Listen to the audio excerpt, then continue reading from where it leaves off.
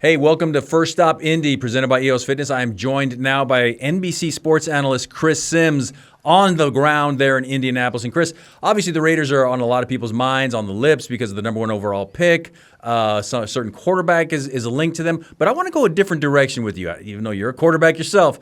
Let's just say that somebody comes up with an offer that the Raiders cannot refuse. Where do the Raiders go then at the most important position in all of team sports? Well, that's a great question, actually, and I don't expect that to happen. Okay, I don't. Exactly.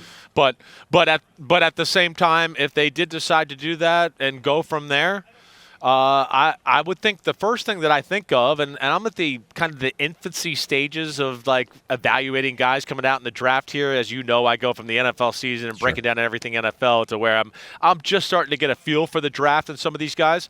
The front seven's deep in the draft. That's one thing that in my early stages I have realized. There's a lot of DNs and D tackles. You can find that if you miss out on the quarterback. But what I would tell you this is you didn't hire Clint Kubiak to not take a guy that fits the Clint Kubiak Shanahan scheme perfectly, right? So the Fernando Mendoza thing would be a shocker of shockers if it didn't happen. I think it's one of the problems with the Raiders the last few years. You got to have some guys here that you can get the fan base around, the team around, to start to build a nucleus for the future.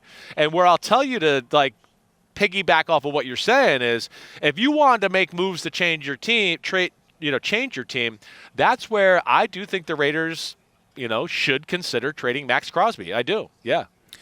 Interesting. And I'm not going to say whether a lot of people agree or disagree, but what does that look like then? Because if you do make that call, then I guess what does that package look like, and how do they then make that package, like you said, kind of redefine what this roster looks like?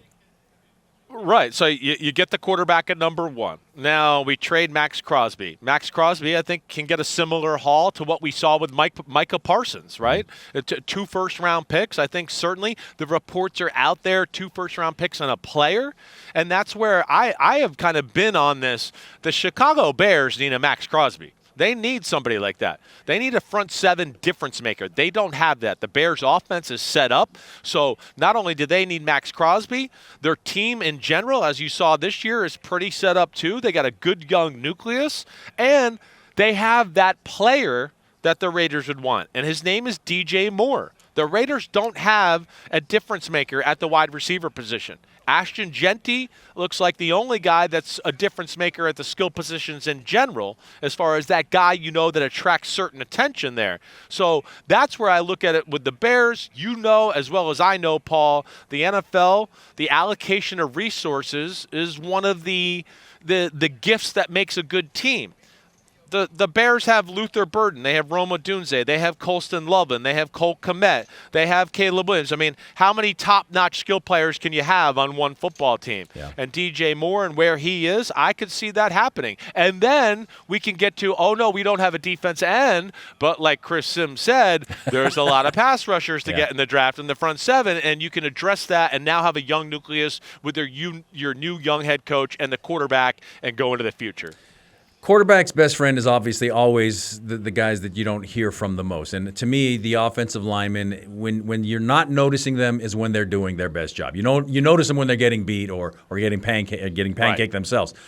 Beyond the offensive line, where else do the Raiders need to address this offseason? I know you mentioned wide receiver. What other positions there? You got Brock Bowers as well at tight end as a pass-catching tight end. What else could they do to help a potential number one overall draft pick franchise quarterback, like a maybe Fernando Mendoza?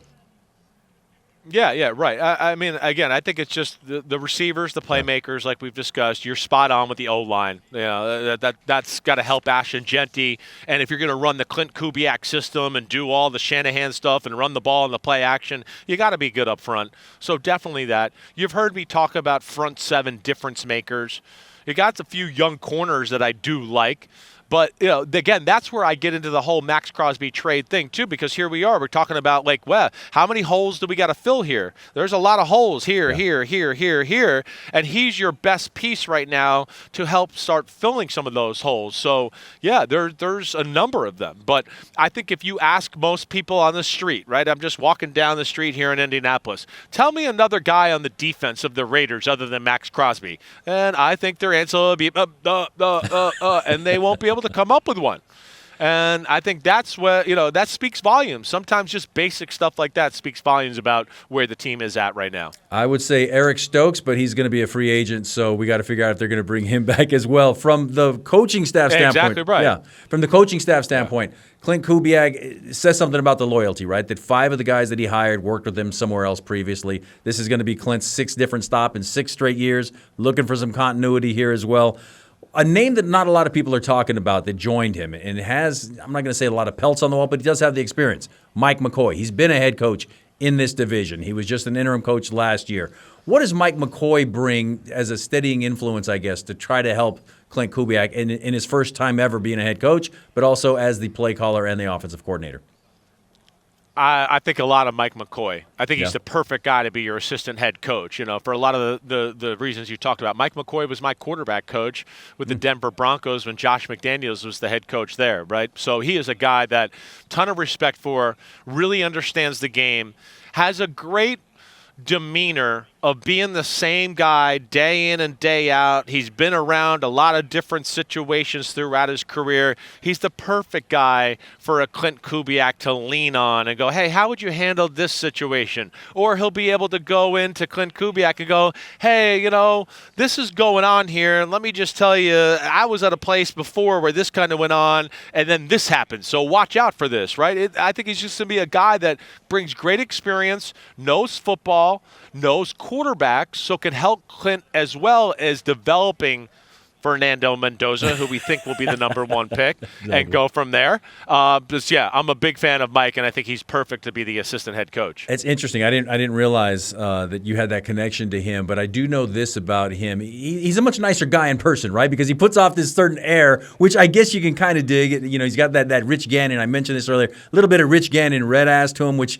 is a good thing. But also, he's got a Raider connection too. Before he went to Utah, he played for the late great Willie Brown at Long Beach State, handed the ball off to Terrell Davis. So there's like you mentioned, there's a lot of different things that he's seen and done. Another guy that came with, or didn't necessarily, he did follow him, is Andrew Janocko, the offensive coordinator. Obviously, it's Clint Kubiak's scheme. He's going to be the primary play caller. What does Janocko come besides kind of being the quarterback whisperer here along with Mike McCoy? Yeah, well, I think that's the big thing. You need to have a guy that you just go, wait, when I'm not in the room with the quarterbacks and doing all that, who can relay my message exactly how I want it relayed and what we do and how we do it there? And I think that's where Andrew's going to be phenomenal.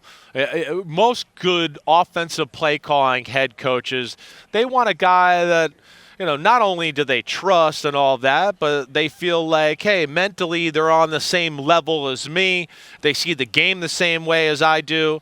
I've been able to teach them how I want the offense and the quarterback to play, and then he's an extension off that. I've seen that, let's say, with Shanahan and Matt LaFleur, or Shanahan and Mike McDaniel, or Shanahan and Mike LaFleur. So that's where it is. It's like, hey, I'm in here doing stuff, but I need you to handle some stuff for me while I'm doing that, and that's where I think Andrew Janocko is going to be awesome. Chris, I know you're real busy out there in Indy. Thank you so much for your time, and I look forward to catching up in person one day. You know it, Paul. We're going to get you out here to Indy. I'm going to start putting the pressure on you. You're coming next year, okay? Let's go, Raiders. Let's get Paul out there. We'll figure it out. Thanks, man. See you, dude.